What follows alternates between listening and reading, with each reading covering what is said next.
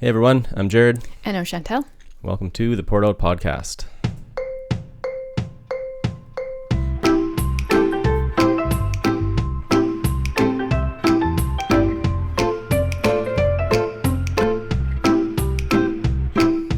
How are you this week? Oh, I wasn't ready for that question. It was. I don't know. I was very confused on the days. Wednesday, I thought it was Friday. And then Thursday, I don't know what day I thought it was. I was just very confused. Yesterday felt like Saturday. Yeah. This morning I woke up and I'm like, okay. Yeah. What day is it? Yeah, it was a weird week. It was busy for me at the beginning of the week. Yes. It felt busy all week, but mostly it was all concentrated at the beginning of the week. I think that threw me off too. Normally we're kind of busy together or a little bit more so, but you were busy doing your own stuff multiple nights. Yeah, 2 nights. I was busy, which is unusual. Well, not really that unusual, I guess, but maybe lately it's been more unusual. Yeah, I don't know. We've had it easy since the kids were done winter soccer, where we didn't have a lot of busyness. Yeah. It was good though. So I have like a win for the week. Okay. But I feel like it's kind of a lame win, but for people that live where we live, it's a win. Okay. It's going outside without putting a jacket on. This is like the first week where we could do that multiple times. Yep. We did it like this morning. Went for a walk at 8:30. Didn't even need a jacket. Yeah. It was a little chilly, but so I feel like that's a win. Like even when like getting into the vehicle or going out for a walk and you don't have to like bundle up and get the toque and mitts and the jacket. So yeah, that is my win. That's a good win. Like it's almost May at the time of recording. Yes. And we finally can go outside without a jacket on. Yeah. So that's a win. That's good. My win, I have a few wins for the week. One of them is maybe at the expense of other people, but I'm a bit of a people watcher. Yes. A people watcher. I could be that old person that just sits in the mall and watches people all day. I don't want that to be my life, but like I would be very entertained doing so. So I like to watch out our window. And the other day we finally got some rain. It's raining. This guy pulls up with his convertible, and I don't know, the back window doesn't exist. The top was up for the convertible, like it wasn't. Yes. So you had the soft top on the convertible. Yes, but the back window doesn't. It must be broken or something. Yeah. So he gets a huge duffel bag out of his trunk, plops it onto his trunk. Like this duffel bag is going to cover this entire window. It definitely didn't. But he had a better solution. He takes it one step further. He goes and grabs a wooden pallet and puts it on top of the duffel bag, which does it's wood and then whole gaps and then wood. And I don't understand what was happening. I'm not sure on the logic of that one. It's like there are so many reasons why putting a pallet on the back of your car probably isn't a great idea. And this is not like it's not like a trashed car. No. Like it's not like it's super fancy, but yeah. Obviously the back window doesn't work. The logic of this, watching this, I was just like, what? What is he thinking? What is going through his mind right now? Like, get a tarp. Find something. There was surely something around that would have been better. What was in that duffel bag? Maybe that would have helped more. Something, pretty much anything would be better than a pallet. It's like trying to catch water in a sieve. Yeah. Yeah, that's what he was doing. Except he was trying not to catch water, but yeah. The water was going through. Well, I'm assuming the pallet was to make sure the duffel bag stayed there. The duffel bag was heavy. It wasn't moving. The pallet was way lighter than the duffel bag. Well, then, I don't know. Logically, I have no idea what was going on. I got nothing. My other win for the week is that we're done school. I declared this to be the last week of school. I have declared school's over. Yeah. And so I'm prepping for our Homeschool Summit that I'm organizing, the online Homeschool Summit for next month / this month by the time this is. In a month from, Yeah, a month, less than a month from now. Yeah, true. It's coming up. It's exciting. Yeah.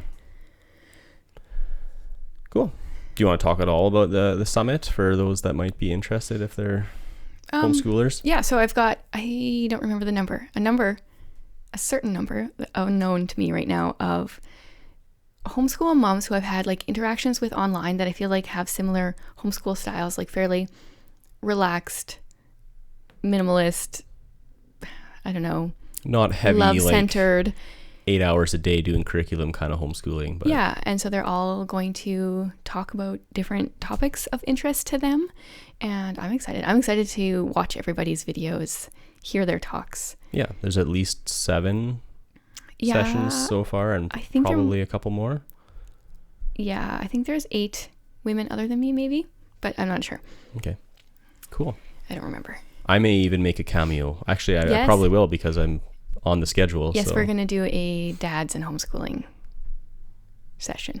Yeah, be interesting. I roped you into that. I didn't really give you a choice much. Well, I could have just said no, You could have, but you didn't. but I didn't. No, it'd be interesting. Like working full time, obviously I'm not nearly as involved in the day-to-day Right. homeschooling, but yeah. But you still are. Yeah. So we're going to But I won't talk about that anymore now because that would just spoil our session here. Yeah, exactly. Don't give any spoilers Yeah. away. If you are interested, it's summit.intentionalhomeschooling.com. And you can link it Yes, I can link it in the description, in the show notes. description. Link in the description below Yeah. or the show notes, depending on where you are Yeah. listening/watching. There you go. You're getting this. Yeah. Little Slowly lingo. learning. I'm a very slow learner. Any other wins? Well, I was binge watching some Leroy and Leroy again this week and remembering how dumb Saskatchewan signs are. You have to explain Leroy and Leroy. Yeah. So really, I guess it's 2 guys. One's behind the camera, one's in front of the camera. They go by Leroy and Leroy. Whether or not these are their real names, I'm who guessing knows? neither of them are named Leroy. And they started out in Moose Jaw, Saskatchewan, which is where they're from, just finding dumb signs and videoing things about it. Like, I don't even know how it started. I guess that's like right up our alley with like dumb ads and dumb Yes. signs that make no sense. Yes, and they're just, I don't know if they started on Instagram with Reels or where they started, but that's where I watch them. And there was one Central Butte, Saskatchewan. There's a point of interest, and they pan over, and it is honestly just a field. And I feel like that's every point of interest in Saskatchewan. That is so Saskatchewan because we've driven past many of those where there's like a little, I don't know, what is it, a plinth? I've never even heard that word. It's probably not the right word. Like a little thing of rocks, like, but it's Right. only like 2 feet high, and But it's got a tiny plaque on it. Yeah. And there's maybe some historical fact, but we've never stopped because it's just a field. This didn't even have that. Oh, There was just a field. just the road sign that said point of interest. It was pointing, and there was nothing there. Maybe that's what's interesting. Well, then all of There's lots to Saskatchewan is... see. There's nothing to block your view. Yeah, true enough. Okay.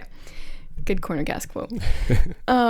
Yeah. So they have been, I don't know, I'm assuming they're getting paid to travel different places and do this other places. And they've come kind of around our place. They've done a bunch in Saskatoon that were pretty funny because it's like, oh yeah, we drive by those signs all the time and they don't make sense. Yeah. But you don't think about it necessarily when you Yeah. are used to the sign, right? Yeah. So if you just need a good chuckle.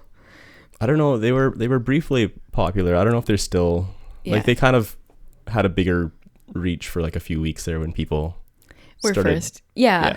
sharing about them, but Yeah. I don't know. it's faded since then. I They think. popped back up for me and I went on a bit of a rabbit hole watching a bunch of their videos. Also, they probably have less to do in the winter because it's just snow. True. If they're hanging around here. Yeah. Yeah. Yeah. So should we segue then? Because I wanted to talk about bad ads. Yeah. Good And- segue. It's always a really good segue if you mention that we're going to segue. Okay. Good. I'm glad I did that right then. Nailed it. But Reka and I were looking through the Costco. What is this? Membership catalog. I don't even know where the cover is. Costco Connection. Yes, and It's our favorite magazine. Yeah, I never look at it, but she was, and we were giggling pretty hard over some of these ads, and we'll have to put a picture up for YouTube. Just give you more work to do here. Oh, yeah. Just add to the editing. Yeah. My favorite here was, well, I don't know, there's 2 favorites. There is an inflatable hot tub that offers value and convenience, and this is supposed to be a 4-person hot tub. And I mean, if you can see the picture, yes, there are 4 people, but my theory is they only use models that only have torsos. Yeah, they definitely do not have legs. Because we have an inflatable hot tub that we use for church for baptisms. And I bet you that is the same size, like a 4-person hot tub. And like, you're not comfortable in there with 4 people. Like, well, I've never been in there with 3 other people, but I just imagine, no. like, so if you have this hot tub and we have this hot tub and we're sitting in there, let's say, we're like, oh, you know what this needs? 2 more people. Yeah. Let's definitely invite them over. This won't be awkward at all. They are sitting so close together. Like, where are the legs? I don't even know if their legs could fit in there. So is it all just photoshopped? They did it one at a time.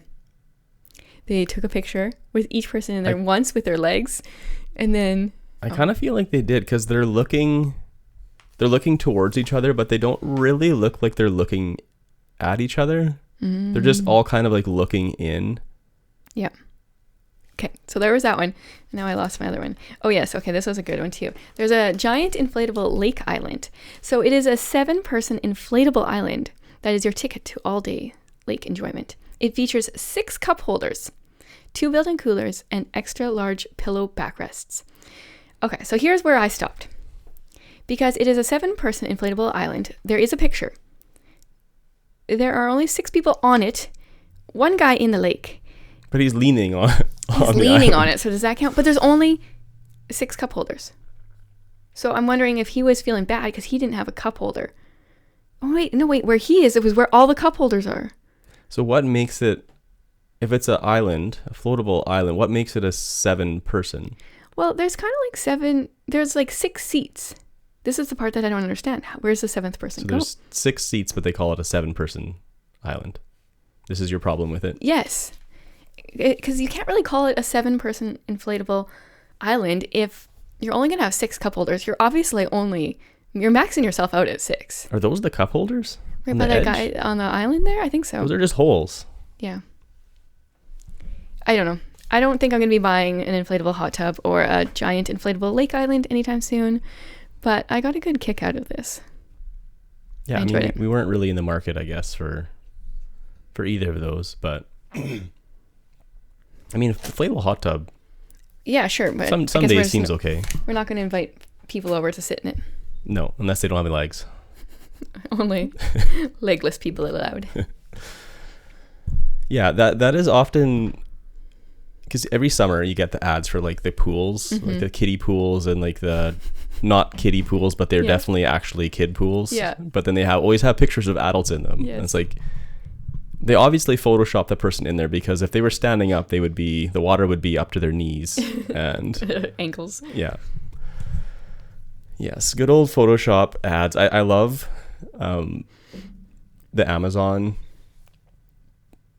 products that are badly photoshopped. Like there's so many that it's so like, I can't do Photoshop, and I feel like I could do a better job of placing things. But. Yeah. Making it look like it was actually there when you took the picture instead of definitely not. Yeah. So the last few weeks we've been talking about family vision statement. And so last week we went over kind of the first part of our family vision statement, which was all about loving Jesus and how we do that as a family, how we model that as parents. And so today we wanted to talk about the second piece of our family vision statement. Mm-hmm. The second main piece. Main piece, yeah. And so mentioned last week that our church has a mission statement, kind of mini mission statement of its own, that is love Jesus, love people, and help people love Jesus. Yeah. And how without even really trying, our family mission statement kind of really fit under each of those headings. And so today's, I guess, main heading is love people. Right. Yeah. And so we had a couple of subheadings under that in our vision statement fell underneath there. Mm-hmm. Yeah. So being servant leaders, and then being connected and having an open communication. Yep. Yeah. So we want to break down. Yeah. So let's talk about servant leaders. What does that mean to you? Like, what does it mean to be a servant leader? I think it means service, but in a way that others kind of take note and want to emulate in a way. Leading by serving others. I don't really know how to word it. Yeah. I was thinking kind of like, yeah, and that's definitely a part of it, what I was thinking. And I was also thinking just about avoiding being passive, I guess. Mm-hmm. And like basically taking initiative. When you see a need, fill a need. Remember what that's from? It's from something. I don't know. What is it from? Insert Jeopardy music. It's one of the kids' cartoons. I don't want to insert Jeopardy music. That's way too difficult for me. Robots. Oh, we just rewatched that with the kids because, I was thinking Over the Hedge for some reason is where my brain was going, but yes, robots. See a need, fill a need. Yeah. Yeah. Okay. I actually resonate with that pretty well. Just like if you see something that needs to be done, then the first thing is like, oh, should I do that thing? Yeah. Right. And sometimes the answer is no. Yes. And sometimes being part of like you being a servant leader, I think, is also to encourage other people who might be gifted in that area. Like, right, you see a need, and maybe that's a need that you could fill. Yeah. But there's someone else that could fill it in a much better capacity. I think of like, maybe this is just a stereotypical, I don't even know if I really know a person like this, but you know, you've got that idea of like the old lady teaching Sunday school that doesn't want to be there, but feels like if she doesn't do it, no one's going to do it. Sure. And not really being much of a benefit to the kids in the classroom because they know she doesn't want to be there. And sometimes if you just step back, let somebody else fill that spot, somebody that maybe would like to, but feels like there's not space or needs to be asked. Or I feel like there's a lot of people that have a hard time volunteering for things, and I don't know if that's out of like some kind of humility where it's like, well, I wouldn't be very good at that, or if it's just, sometimes I think it's just laziness in us all that it's sometimes easier just to not do things. Right. Yep. But it takes for most people, including myself, for most of my life, it takes people asking. And you realize, and like specifically asking you to do something like a specific role. Yeah. Mm-hmm. Which it's fine. But then I think the idea of being servant leaders is to be the one that sees needs and is either, finds the right people to help out and leads as an example in serving, and sometimes serving in areas that you're not particularly gifted in because there is a need and it just needs to be filled and no one else is filling it at the time. And then doing that with a good attitude so that people don't all know that this is not an area you want. You're not the grumpy old lady teaching Sunday school that everyone knows you don't want to be doing. Yeah. Choosing to serve others because, I mean, we read about Jesus like washing the disciples' feet and being a servant. And like, we're not even generally, I don't think most of our churches are asking us to wash other people's feet. No. I have heard of churches where that has occurred. Yeah, I'm a little like, I don't really like my feet. I don't really want people touching them. I'm also very ticklish. Yeah. I think this would end poorly. The person that talked about it did not recommend doing it. It was very awkward for everybody involved, which is not necessarily a bad thing to be awkward, but it just wasn't, I'm not sure the benefits it wasn't great of that situation necessarily. But the principle of... Yes.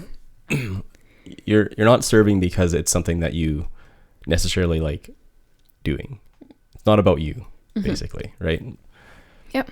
I think sometimes, so we talk about being servant leaders, and I like how you said like leading by example of your service, right? Because I think sometimes the word leader has a really different connotation in our culture where it's like more like an authoritative like I imagine them like standing on a box and then like pointing and telling people what to do.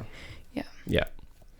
But I think a servant leader, especially like what we are to be, are the people out there doing the things that people see and kind of want to emulate instead of just being told the things that they should do. Yeah, being aware and like to do that, you kind of need to be aware of the situation, like plugged into like using the church as an example, right? You need to be plugged in enough with the church that you know what needs to be done, right? Yeah. Like, so, and that's avoiding that passivity.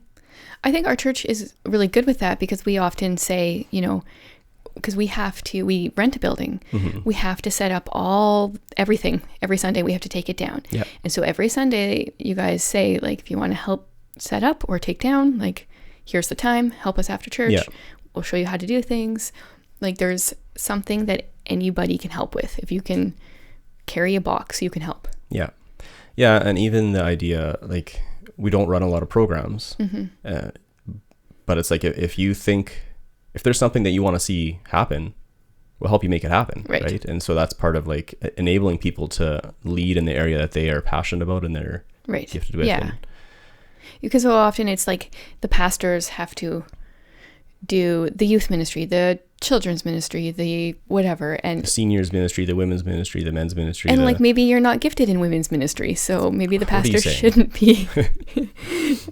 Like, it's good for people that have that on their heart to be able to help in those roles or take leadership in those areas. Yeah, instead of everything falling to. It spreads the work of the church to the church. It's not just like a top down, like, I think North American church culture is a lot of, like, top down, like the pastors / maybe board or however your church is structured, kind of just everything, they have to be doing everything, and everyone else is just a consumer. And so the idea of, like, being servant leaders is, no matter what you're, like, it doesn't matter if you have a official position or title or something in any area, and we're talking mostly about the church, I guess, at this point. But being willing to lead where you can lead and step out and serve regardless of your position, I guess, or lack of position. And I think it's not just in the church though, too. It's like in the home, right? It's in the home, and I think in the community. It's teaching your kids how to serve others. It's something that I would like to get better at on a regular basis in our home, is not necessarily like telling a kid, you got to do this for this other kid, but like, okay, how can you serve them this week? What is something you can do for them? Like, making them think about doing this intentionally. I mean, they can do it well on the fly sometimes, but it's something I want them to be thinking about now, so it becomes natural when they're older. To do it for others. I guess it kind of ends up coming down to just not focusing on yourself, right? Like, serving others really is shifting your perspective so that you're not just me focused, and that's why it's, you love Jesus, and then out of that flows a love for others, right? And I think a big part of it is, like with everything, it's leading by example, but it's getting your kids involved. So, like I said, some ideas for getting them involved in serving others in the home, but also like with church, because we have stuff to set up, our kids can help with that. They can help carry things. They can set up the tables that we need. And then I think about, like, serving in the broader community sense, with fostering. They helped in many ways there. That was, I think, a really big time of growth for all of us, really. It's definitely a servant attitude needed. Not always necessarily modeled perfectly well by us, but work in progress. But it's that was definitely a stretching time. And I think it was a good time for the kids to learn to be servants, but also to realize the struggles that people are having outside the world, without us necessarily throwing them to the wolves. We weren't having them work with drug addicts, but they were seeing the ramifications of what drugs can do to a family. So I think it's it was a safe way to teach them about things that are going on. Yeah, and give them a different perspective on people in those situations, right? Like instead of just seeing like, you know, a group of people of like, oh, that, you know, those people that are homeless or, you know, addicted to things, you know, what's wrong with them? But then you start to see like individual situations, and you see kind of what led to that and all of that. And that they still have love, like in these situations, they still have love for their kids. Yeah. They're just struggling. They've fallen into addiction and need our love and Jesus's love. And Cool. Do you have anything else on the servant leadership side of things there? Just, I guess, one other thing. We kind of did talk about the idea of like, you know, you serve where it's needed, but if you know your strength, then obviously try to volunteer in that area. And I think that's something for us to teach our kids as well. Like, you know, whatever, like I said before, anyone can carry a box. But if you know you like kids, how about you help with this ministry? I don't know, that's just the easy one that keeps coming to my brain. But like, you know, if you're musically gifted, how about you get involved there? Yeah. So it's just giving them those prompts and making them realize, okay, here's some areas I am good in. Maybe I can do something in that. Yeah. And that's, I think, part of what we're trying to do, even through homeschooling, is just to help them learn where they are gifted. Yeah. And then grow those gifts, and then also work on areas that they're weaker in. Yeah, absolutely. But we're all naturally gifted at different things. And I think that's a God-given thing, right? And so that doesn't mean we avoid, I think we talked about this weeks ago, we don't avoid doing things that we're weak in those areas, but we also know that we've been made by God in a specific way. And so we want to like embrace that and use what he's given us for his glory. Yep. Yeah. That is I think the big things for me when I think about that are just that not just sitting on the sidelines. Like, you know, it's okay to be on the sidelines in some cases for periods of time to like, you know, in a game, if you're playing a game, sometimes you're on the sidelines, right? But don't spend the whole game on the sidelines. Don't. Yeah. You need to get off the bench sometimes and get in there. I always wanted to be, didn't want to be. I always thought like those people that played sports, but they like basically never got to play, but they still got paid millions of dollars. Like that seemed like a pretty good gig. Third string. Quarterback. That's nailed it. Did I use the right terms? That's probably the best example. There's like quarterbacks in the NFL that basically never play. They just practice and they get paid a lot of money. There you go. But I think if you ask them, they would probably want to be playing. Probably. Well, I mean, obviously they've enjoyed the game enough to get that far. But anyway, don't be that guy that just enjoys sitting on the sidelines all the time, I guess. But if you are that guy, use your money well. There you go. The analogy is breaking down at some point. Yep. Okay, so then the other piece that was kind of under that broader topic of loving people, that was part of our family vision, was about being connected as a family and having open communication lines in the family so that people are, you know, feel like they can always talk to each other. And this one that I was just quickly writing down that I had thought of before, I think it's, especially when our kids were younger, this is something that I learned was right off the bat to start the morning with a pleasant greeting. And this is something that it took me a while to realize, because our oldest got up really early when she was younger. And I was always like, oh, I just want a little bit more time. Yeah. And then I finally, like, it clicked, you know, like, obviously she's awake, so should make this a pleasant thing. And so I think just starting the day open communication and connected, like, instead of being like, just go back to bed. Leave me alone, I want more time. Yeah. Just starting out the day well is something. And then now it just comes naturally. Now they sleep in because they're like old, but That was a big thing for me when they were a little younger. Yeah, just kind of sets the tone for the day, right?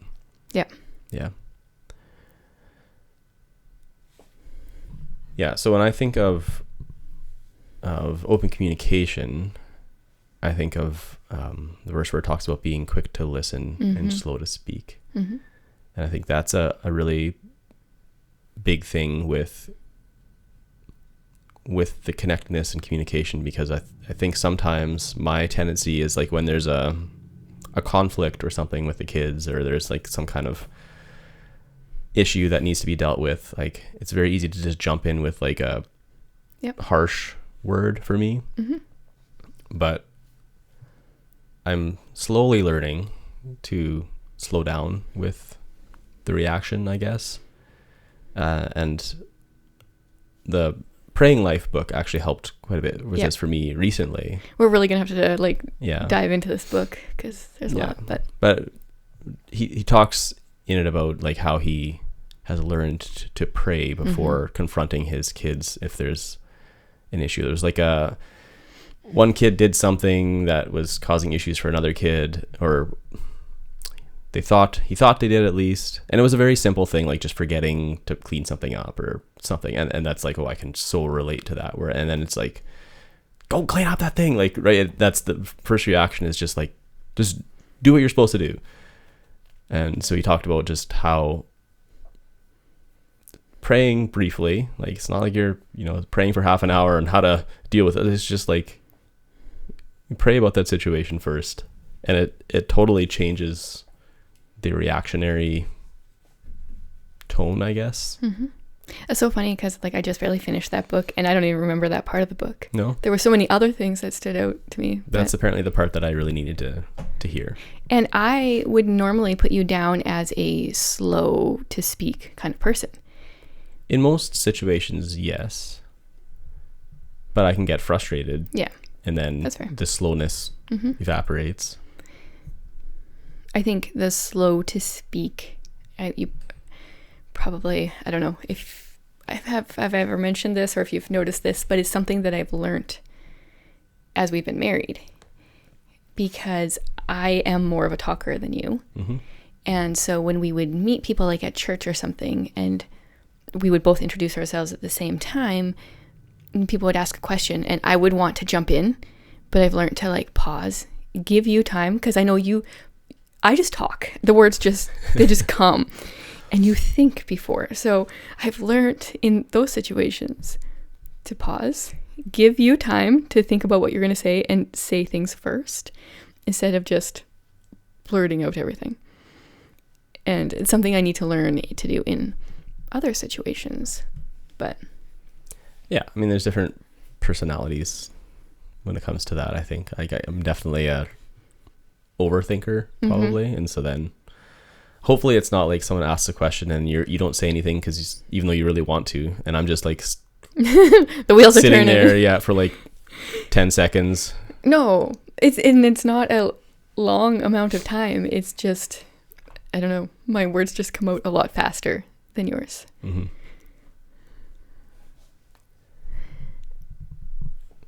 Okay, I think I got us a little off track. Be connected and have open communication.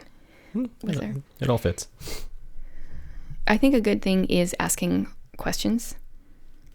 So even like with our kids, so talking about in the home, asking them lots of questions to stay connected with their lives, like what are they working on or whatever, and then also teaching them to love people by asking questions, because it's really awkward when you're introduced to people and you try to ask them questions and they'll like answer them, but then they don't reciprocate, and it's like I can't keep this conversation going by myself for very long. One-sided conversation. It feels like you're just interrogating someone. Yeah. And so I think teaching kids how to ask questions, or just to ask people questions about themselves, is a good way to love people, because people like to talk about themselves, or because it's in general, it's a topic they know things about, right? And you do get the occasional person where you ask them a question and they just give you like a one-word answer all the time, which is a little challenging. Yes. But especially for someone like me who's already bad enough at making conversation. It's like, oh man, I gotta think of another question. Yeah. It took me like 30 seconds to think of that one. Didn't you notice the blank stare? You gotta give me at least a minute. Yeah. Yeah.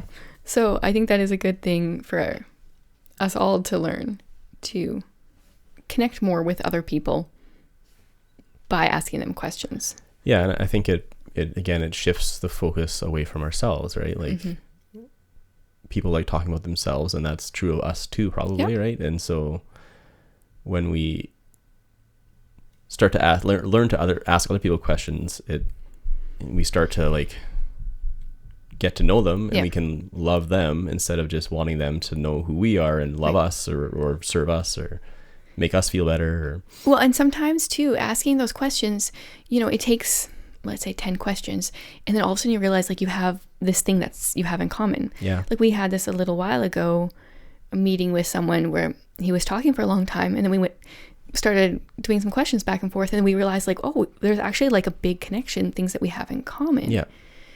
And then I wish we would have known that before hearing all the other stuff. Right. Would have changed, maybe just the perspective. Added more to the conversation maybe earlier. Yeah. Right. And so I don't think at that time we should have like grilled him on every single thing about his life. But let's do 50 questions each and figure out what we have in common, then we can continue our conversation. There we go. Maybe don't do that. Man, I thought I had something here. Well, it's going to fix all my awkward silences. Good luck coming up with 50 questions. ChatGPT can do it for me. Oh, that's a good one. Yep. Yeah. You got to figure it out. I don't have to think anymore. I can just use that. There you go. Just get it installed in my brain. Mm-hmm. Seems like a bad idea. Cyborg, here we come. Sure. So, thinking on this topic, I was thinking about all of the ways that we're supposed to love each other and that we see in the Bible, right? Like all the one another's that we see, and how do we do that as a family, both like within the family and then also outwardly, right? And so like we're called to love one another, encourage one another. I think like that's a really big one, and I think that's been the topic of conversation a little bit in the last few months, a few times at least. I think we might have talked about that with the one soccer player. Oh yeah. That was just a really encouraging kid, and like it made a significant impact, and just it made me think like, oh, how do I become that person, and how do I then train my kids to become that person that is the encourager. Yeah.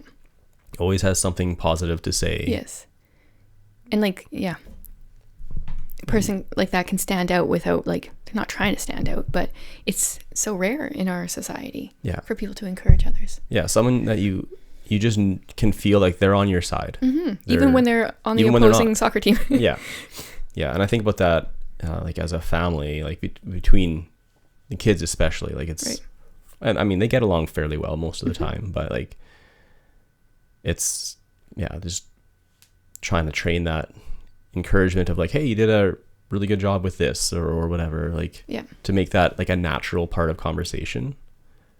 So I don't think it's, for a lot of people, it's not really, like, even if you might think that inwardly, you don't always necessarily say it. Or sometimes, let's say I'll use the music thing because I have zero musical talent whatsoever. Instead of telling people like, oh, good job with music, or like you're really gifted in that, like I'm maybe secretly jealous, and so I don't want to say it because I'm like resenting you for your musical ability. Like I think sometimes when we notice ourselves being annoyed at people, it can be because we're jealous, and maybe we should encourage them instead of continuing that jealousy. It's like reveals the pride in ourselves, right? Where it's like, well, and I can definitely relate to that, because I often realize that like, oh, sometimes I think that I'm supposed to be better than everyone else at everything, even things that I don't know how to do. And like, obviously I'm not, and I know that, but like, sometimes like, oh, why is that person good at that? It's like, well, because they are, and they've like done it for years, and like, and they're just better at it. That's good. And just encourage them in that. But it's definitely a pride thing for me. So yeah, encouragement is a big piece. Serve one another. We're called to serve one another, and we talked about that a bit. But I think that's something that definitely is taught in the family, like to, again, like you see something that needs to be done, instead of just assuming someone else will do it, you can do it. Right. Like, yeah. And I think that has improved with the kids lately, and they're getting older, so I mean they can do more. Yeah. But instead of like, well, it's not my turn to do that, like sometimes it just gets done anyway, and that's nice. Forgive one another. Be patient with one another. Ooh. So that is one that is definitely can be a struggle, I think, in our house, with just different personalities. Yeah. And like there's personality clashes at times. I'm also just really bad at being patient in general. I was in the middle of saying something. You could have been patient and wait. No, I was just joking. Words. They just come. Sorry, go ahead. No, I was just, never mind when there is personality clashes. Like I'm bad at being patient with people that are similar to me. Never mind people that are just different. Yeah. Yeah, I'm the same way, and that is something I think that is, well, they're all things that are constantly being worked on. Maybe that one needs a little more work sometimes. I mean, I feel like it has improved over the years, but it's still something I'm aware of, just because the personality differences cause conflict, and it's a lot of it comes down to patience, I think, with that one. And patience is such a hard one to pray for, because then you know you're going to be tested and then that's going to be hard for me. Yeah. How much do I really want to be patient? I know. I think I just it's hard knowing you got to put the work in sometimes, but it's worth it. It is. So the one another's provoke one another to good works. Ooh, yeah. I like that one. Yes. And it kind of is a little bit along the lines of being an encourager as well, but just like, and even like servant leadership, right? It plays into that. You're being an example is part of it, I think. Yeah. And then also, to point out places that people are gifted or could serve, and be like, hey, you're actually really good at this, or I think you would fit in really well here, and we'd love to, if you could serve in that way. And part of that, it's like knowing people, so you spend enough time with them, and like within the family, obviously that's kind of a given. Like we spend time together, and we get to know where our kids' strengths are, which allows us to then provoke them to good works in those areas. But also it's provoking in good works that are not necessarily have anything to do with skills and abilities, but just like normal stuff of provoking them to be an encourager and to be patient and those kind of things. I like provoke. It's like prodding them. To me, it seems like a little bit more like a negative thing.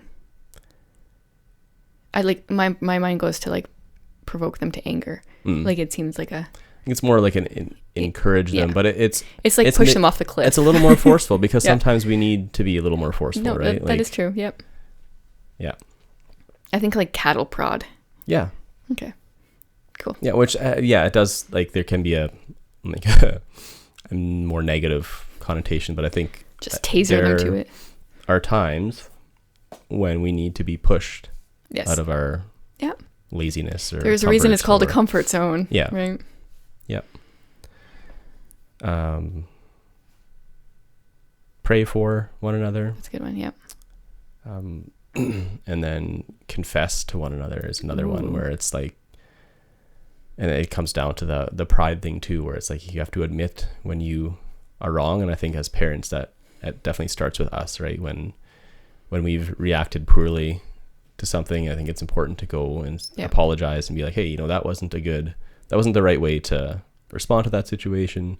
Not excuse it, not be like, oh, I was tired, or like, I'm sorry, but you did this, or like, but just it's like, hey, I didn't handle that well. I'm sorry.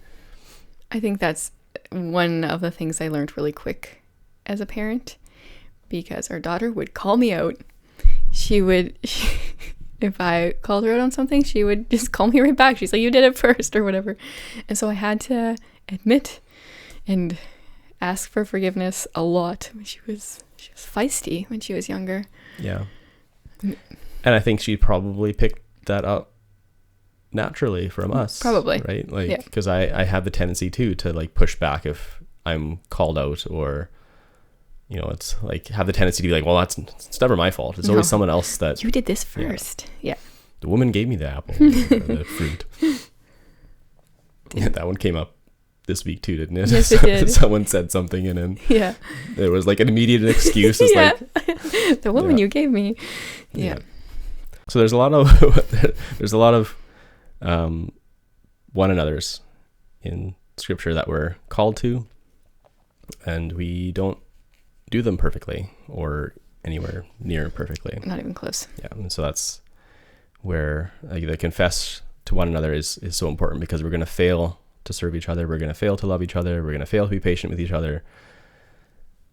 Definitely. All before 9 a.m. And some days probably, yeah. So if they're sleeping till 9, then like we might it's a little easier. Patience is a little easier. Yeah, but I mean, we're reminded then as well of God's grace and his forgiveness. And we can't do all these perfectly, but Jesus did. And we now get his righteousness and don't have to rely on our own filthy rags righteousness. So, and that's a good reminder too, when we have to confess to our kids, of reminding them of that truth too. So yeah, anything else you want to add to this part of our vision statement for our family? I don't think so. I like this. I'm thankful that it really worked out to do the love Jesus, love people, help people love Jesus. Totally not intentionally, but it fell in there very nicely. It fits really well. I think we can go on to our question. Sure. And the question that I had was, what are some ways that your kids do / you give your kids opportunities to serve others? And I would honestly be curious to hear from people, like, what are these opportunities you give them? And I think this is a question you can ask other people in your lives. Yeah. And see what they do. And maybe it will spur you on to do something. Maybe it'll cattle prod you into good works. Yeah, cattle prod. Yeah, and that can be like, you know, within your family, how you serve each other, and it could be within the church context, how you serve your church. Could be you know, at your school, at your workplace, or in the greater community. In the community, yeah. Yeah. Anyway, I'm curious. Yeah. Yeah, good thing to think about, of how we can serve others. Well, I think that's it for us for today. Yep. So thanks for joining us again, and have a good week. Bye.